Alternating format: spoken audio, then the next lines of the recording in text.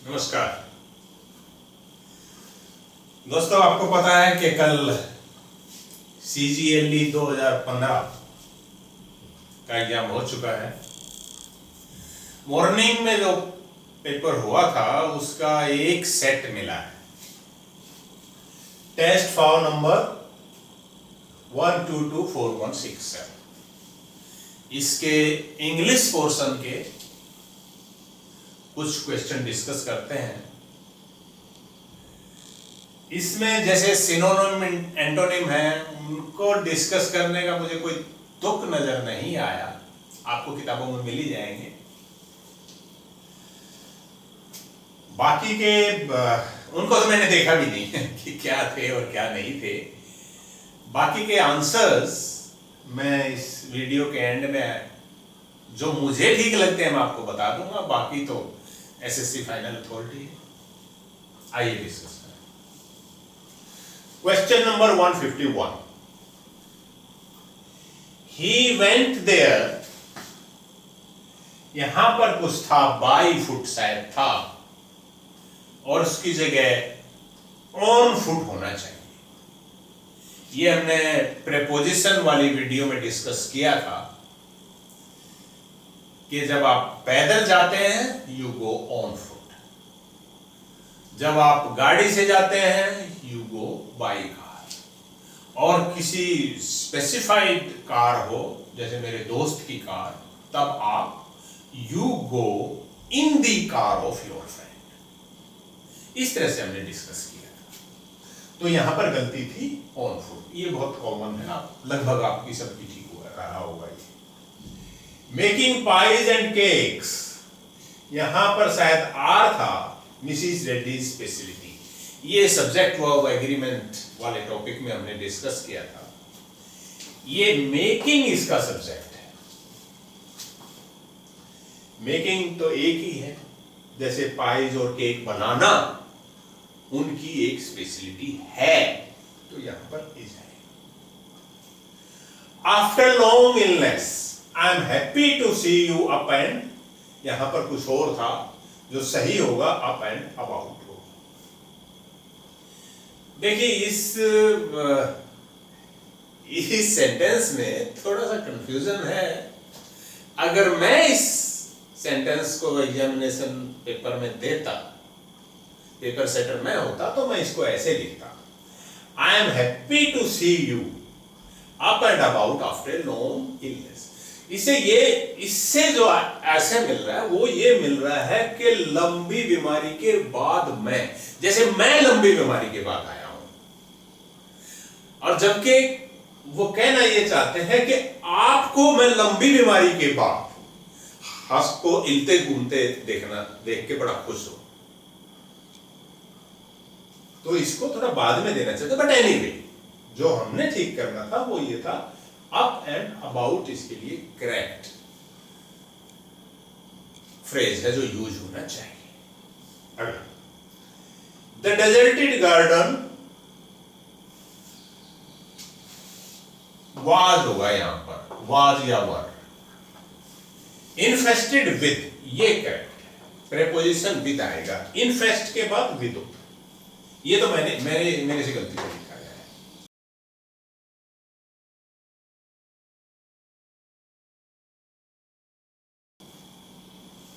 The government, हाँ, यहां पर जो गलती हुई है वो हुई है who injured themselves या who injured themselves। तो होता तो ठीक होता जो घायल किए गए थे, जो घायल हो गए थे, ये पैसिव वॉइस का है जो सेकंड फ्रेज है, जो सेकंड इसका क्लॉज है। तो यहां पर वर लगाना भूल गए हैं, पेपर सेटर भूल गए हैं, या मतलब जानबूझ के छोड़ा है ताकि आप पकड़ पाते हैं या नहीं इस मिस्टेक को। ये मिस्टेक थी। एवरीवन, ये बड़ा लंबा सेंटेंस है कि हर किसी को ये रियलाइज करना चाहिए कि कंट्री की सिक्योरिटी को खतरा है। तो कंट्रीज तो लिख दिया उन्होंने, यहां अपोस्ट्रोफिस कॉमा नहीं लगाया, अपोस्ट्रोफ नहीं लगाया, यहां पर ये जो ऊपर कॉमा होता है इसको अपोस्ट्रोफ बोलते हैं। ये नहीं लगाया हुआ था, ये मिस्टेक है। बाय मे नेक्स्ट ईयर, ये फ्यूचर परफेक्ट का सेंटेंस है, यानी किसी काम को आप फ्यूचर में किसी स्पेसिफाइड टाइम पे पूरा कर चुके होंगे। तो इसकी करेक्ट स्ट्रक्चर जो होती है वो होती है विल या सेल, उसके साथ हैव और उसके पास वर्ब की थर्ड फॉर्म। तो सेल इसमें नहीं लगा हुआ था, ना सेल लगा हुआ था, ना विल लगा हुआ था। जब आई सब्जेक्ट है तो आई के बाद सेल आए। ये 9वां था। 8वां, I shall look forward to seeing you या टू मीटिंग यू। यहां पर ये जो सेंटेंस है सेल नहीं होता है इसमें। मैं देखता हूं, मैं उम्मीद करता हूं, करूंगा क्या, करता हूं तो सेल नहीं होता है। ये फ्रेज की स्ट्रक्चर ही कुछ ऐसी है। आई लुक फॉरवर्ड टू और फिर आईएनजी वाली फॉर्म हुआ। 160वां, आई रियली रिग्रेट। जब ये रिग्रेट वर्ब आता है तो उसके बाद आईएनजी वाली फॉर्म आती है। तो अगर कोई गलत चीज सीख ली है तो आई रिग्रेट लर्निंग, और वो कहते हैं कि मैंने नहीं सीखा जो मुझे सीखना चाहिए था वायलिन बजाना। तो not learning, not to learn नहीं होगा। ये हमने जिरेंड्स और इन्फिनिटिव वाली जो वीडियो बनाई थी उसमें इसको डिस्कस किया था कि कुछ वर्ब ऐसी होती हैं, मेन वर्ब, जो कि अपने बाद में हमेशा ही जिरेंड लेती है, वो इन्फिनिटिव को नहीं लेती। तो ये रिग्रेट उनमें से एक है। 160 तक हो गए।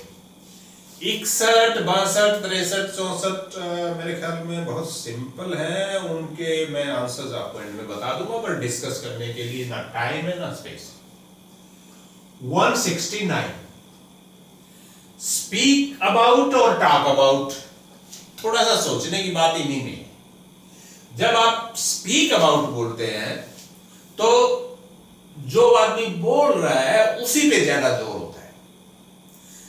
जब वेदर के बारे में डिस्कस करने की बात आती है, इसमें ऐसे डिस्कस करने का है तो इसका मतलब वो सारे ही लगभग थोड़े बहुत बोले हैं दो, तो इसमें हम कहेंगे they talked about. Speak about का मतलब होगा कि वो बोलते रहे। तो जब एक दोनों तरफ से फ्लो हो व्यूज का, बातचीत का, तो वहां पर टॉक ज्यादा वर्ड अप्रोप्रिएट है। स्पीक जब अप्रोप्रिएट है जब एक ही आदमी बोलता रहा हो। 170, इसमें मुझे लगता है कि ही लैक्स कॉमन सेंस भी ठीक है, he is lacking in common sense भी ठीक है, बट क्योंकि आपने मोस्ट अप्रोप्रिएट ढूंढना है तो मैं अगर एग्जाम में बैठा होता तो मैं लैक लगा देता, ही लैक्स कॉमन सेंस। बाकी मुझे लगता है दोनों ही ग्रामेटिकली ठीक है। 171, habit. Drinking tea is an English habit, ये था। और हैबिट के जगह और क्या आ सकते हैं ये बताया गया था। कस्टम, कन्वेंशन और ट्रेडिशन। देखिए ये चारों अलग अलग चीजें हैं, थोड़ा थोड़ा फर्क है। मैं चारों ही आपको थोड़ा आइडिया दे देता हूं, फिर आप देख लेना क्या है। हैबिट होती है किसी एक आदमी का बिहेवियर, एक का नहीं, एक दो चार इंडिविजुअल का बिहेवियर, कुछ इंडिविजुअल का बिहेवियर। जैसे स्मोकिंग, सिगरेट पीना, ये कुछ आदमियों की आदत होती है।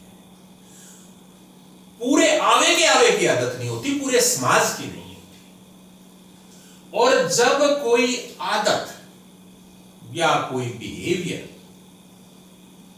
या कोई काम करने का तरीका पूरे आवे का हो जाए, पूरे समाज का हो जाए, तो वो कस्टम हो जाता है। जैसे एक आप मंदिर में जाएं या जापान के लिए, जापान के किसी भी घर में आप जाएंगे तो जाने से पहले जूते निकालेंगे, वहां ये कस्टम है। जूते पहन के अंदर जाना ही नहीं होता, कस्टम। हिंदुओं में जब शादी होती है तो दूल्हा और दुल्हन आग के चारों तरफ घूमते हैं, फेरे लेते हैं, वो कस्टम है। उसमें हर कोई हिंदू लेता है, उसमें कोई एक्सेप्शन नहीं है। कोई नहीं करेगा तो चर्चा हो जाएगी कि फेरे भी नहीं लिए, तो ये कस्टम है। ट्रेडिशन, जब कोई कस्टम या कोई बिहेवियर कुछ लोगों में या पूरे समाज में लंबे समय तक चले तो उसको ट्रेडिशन कहते हैं। जैसे कोई ऑफिस है, ऑफिस में किसी एक आदमी का ट्रांसफर हो गया कहीं पर दूसरी जगह, वो जाने लगे तो उनके लिए गिफ्ट और फेयरवेल पार्टी की व्यवस्था है। वो कह रहे नहीं भाई मैं तो नहीं करता है, मुझे अच्छा नहीं लगता गिफ्ट लेना या पार्टी लेना। तो लोग बोलते हैं ये यहां पर ट्रेडिशन है। ट्रेडिशन का मतलब ये चीज यहां होती रही है इसलिए आपके साथ भी होगी, ये ट्रेडिशन है। कन्वेंशन, कन्वेंशन होता है जब कोई समाज या कुछ लोगों का समूह इकट्ठा होकर सबके लिए एप्लीकेबल हो ऐसी कोई रीत बनाए, उसको कन्वेंशन बोलते हैं। जैसे आपने सुना होगा कि हरियाणा के लोग, यूपी के लोग, राजस्थान के लोग, बाकी कई और जगह भी है, अपने ही गोत्र में शादियां नहीं करते। ये किसी टाइम में उन लोगों के जो पंचायत थी, उन लोगों ने इकट्ठा होके कभी ये फैसला किया होगा, तो वहां पर ये कन्वेंशन है।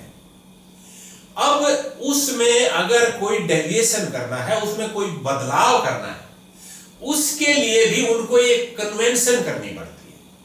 खाप इकट्ठी हो जाएगी, वो बैठ के डिसाइड करेंगे कि भाई ठीक है, हम जो दादी का गोत्र है उसको छोड़ेंगे आगे से।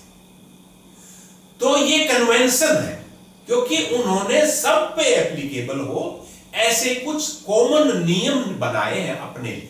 सरकार ने नहीं बनाए, सरकार जो नियम बनाती है वो लॉ हो जाता है। लेकिन आपको पता होगा, आपने कॉन्स्टिट्यूशन में पढ़ा भी होगा कि अगर किसी विषय पे सरकार ने लॉ नहीं बनाया है तो उस पर्टिकुलर कम्युनिटी में जो कस्टम है, जो वहां का ट्रेडिशन है या वहां की कोई कन्वेंशन है, तो वो लॉ का काम है। इतनी ही वो फोर्स रखती है जितनी उस पे लॉ बना होता तो वो लॉ रखता।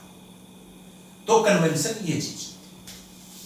तो चाय पीना ये तो किसी की आदत हो सकती है, पूरा समाज तो पीता नहीं है चाय, इसलिए मुझे लगता है हैबिट ही एप्रोप्रिएट है। 174, it is high time that you go home. यहां पर यू रहा होगा या वी रहा होगा, मुझे याद नहीं, स्पेस कम था तो जनरल इंक्लाइनेशन हुई कि समेट। ये भी हमने एक जगह डिस्कस किया था कि जब ये हाई टाइम आ जाता है,